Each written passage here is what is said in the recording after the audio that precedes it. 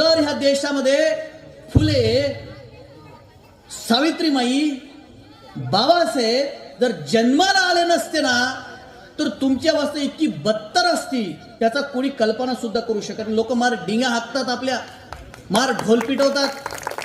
मी विचारत असतो की ज्या गोष्टीची तुम्ही ढोल पिटवता, 2-2.5 वर्षाचा इतिहास या देशाचा काढून बघा. ह्या देशामध्ये माझ्या माता भगिनींना काय अवस्था आहे. सती प्रथेच्या नावाखाली जिवंत जाळलं, जिवंत. 13 वर्षाच्या मुलीचं लग्न 50 वर्षाच्या माणसाशी लावायचं आणि मग तो मरण पावला की मग याला त्याच्या जिवंत चितेमध्ये जाळायचं. अशा अनेक घाणेरडे प्रकारे देशामध्ये झाले. हे काय जुन्या गोष्टी नाही. खूप लोकांना वाटलं इतिहासातल्या गोष्टी नाही. या देशातली शेवटची सती महिला 1983 मध्ये राजस्थानमध्ये गेलेली आहे. फार पुरातन काळातल्या गोष्टी नाही आहेत. आणि उपकार आहे बाबासाहेबांचे, उपकार आहे फुलेंचे, उपकार आहे शाहूंचे की आज या देशामध्ये आमच्या माता भगिनींना जी सन्मानाची वागणूक मिळत आहेत हे सगळ्याच्या सगळं श्रेय महापुरुषांचं त्यांनी खस्ता खाल्लेलं आहे.